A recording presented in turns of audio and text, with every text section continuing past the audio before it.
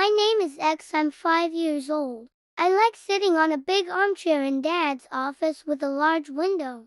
Opens to a night sky full of stars. Every evening I count each star, imagining myself flying up there to Mars, where Dad says everything is red, like my favorite crayon. My dad is a magical person. He makes cars that run smooth as the wind, spaceships that touch the clouds, and something called X where people share all sorts of stories, from funny to strange break strange. But today our house isn't bright like the stars. It's quiet like when the sky is about to rise.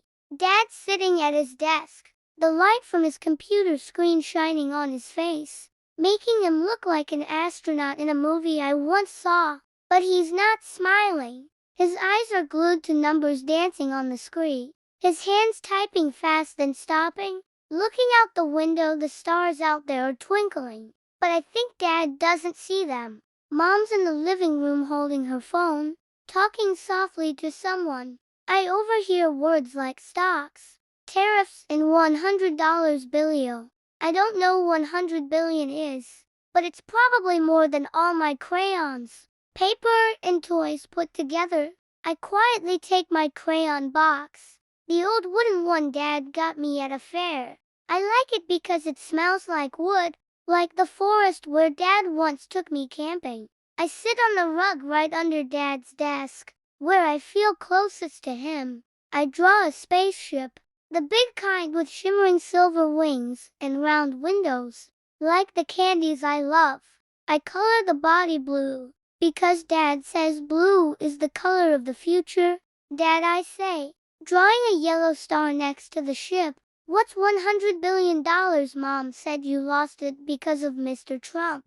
Dad stops typing. He turns his chair, looking down at me. His eyes are bright but a little tired, like when he stays up late fixing a broken ship axe. He says, his voice low, like when he tells stories about the universe. $100 billion is like a giant mountain of crayons, but it's not really gone. It's just numbers on a screen, going up and down like waves in the sea out there. He points to the window where the ocean is lapping gently at the shore, glinting under the moonlight. I nod, though I don't fully understand. I draw a small person next to the ship, like Dad wearing a white astronaut helmet. But Mom said it's because Mr. Trump did something with taxes. I say, looking at him, what's a tax? Does it make you sad? Dad smiles, but not the big laugh he does when he plays tag with me and my siblings. He sits on a rug next to me, his knees touching my crayon box. I like when he does that because it makes me feel he's not rushing off. Somewhere he picks up a red crayon and draws a long, curvy line on my paper like a big wave. A tariff, he says, is like when you want to bring a toy from your friend's house, but someone says you have to pay extra candy. Mr. Trump wants things made in America, so he put tariffs to make stuff from far away, like my batteries or chips. Cost more but makes things messy. Even for Tesla's cars, I look at the red wave. It's huge, like it could swallow my ship. I draw another star so the ship isn't alone. So you lost $100 billion because of Mr. Trump's taxes. I ask, aren't you mad at him? Dad shakes his head, but his eyes look far away, like he's thinking of a place that's not here. Not exactly, X, he says. $100 billion is a big number, but it's just part of the picture. My stocks fell because of lots of things. Tariffs use people worrying, but I'm not mad at Mr. Trump. I just see it a different way than he does. I remember when Dad and Mr. Trump were on TV. They smiled, shook hands, talked about making America great. I thought they were friends, like me and my friend Tommy at school, even though sometimes Tommy annoys me when he takes my crayons. But people say you and Mr. Trump are fighting. I say I heard Mom talking to Aunt Jane on the phone saying Dad tried calling Mr. Trump, telling him tariffs hurt. Tesla made stocks crash, but Mr. Trump wouldn't budge. They say you're not happy working with Mr. Trump anymore. Is he not your friend now?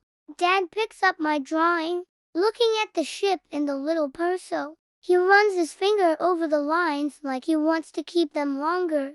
He says, his voice serious, like when he talks about the day humans will live on Mars. Me and Mr. Trump aren't fighting, but friends sometimes see different roads. I want freedom, so my cars are cheap. My ships fly high. Mr. Trump thinks tariffs will make America strong, but I think they slowed down our dreams. I talk to him, but he has his own ideas. I think about Tommy. Once he wanted to play superheroes, but I wanted spaceships. We argued, but we still played together, splitting the toys. So will you and Mr. Trump be friends? A guy I asked, coloring a sun to make the ship shine brighter. Dad laughs, this time bright, like when he sees me finish a big drawing. Maybe he says, but either way I'll keep doing my work. $100 billion isn't the end. It's just a day with big waves. I've seen lots of waves before and I always get through. I draw a few more stars to make the sky in my picture livelier. Are you scared? I ask. If the waves keep coming, taking more money, if your cars don't sell anymore. Dad sits up straight, looking at me like I'm a little astronaut. I was scared once, he says. Long ago when I started SpaceX, a ship blew up, boom, like fireworks, but not full. I thought I'd lose everything. Money, dreams, all of it. But I learned if you believe in your star, a wave can stop you. Mr. Trump's tariffs are a wave, but I know how to swim. I look at my drawing. My ship's still flying no matter how big the red wave is. So you're not sad about $100 billion disappearing?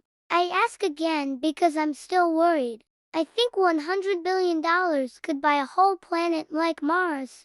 Dad hugs me tight like when I'm scared of thunder. Oh, he says, I'd only be sad if I couldn't take you to Mars, or make cars for everyone.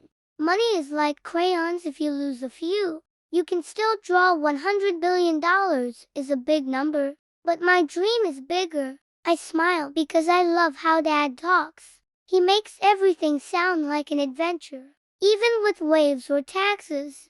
I draw another person smaller, standing next to Dad in the picture. That's me, I say. I want to fly with you, whether Mr. Trump's there or not. Dad laughs loud, filling the room. He holds up my drawing like it's a flag. You're my best astronaut. He says thank you, because this picture is worth more than any $1 billion. That night I lie in bed looking out the window. The stars are still shining. Like Dad said, I think about the ship, the red waves, Mr. Trump and Dad.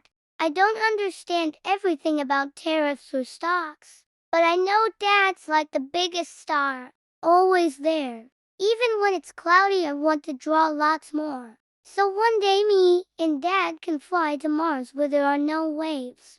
Just dreams bigger than $100 billion.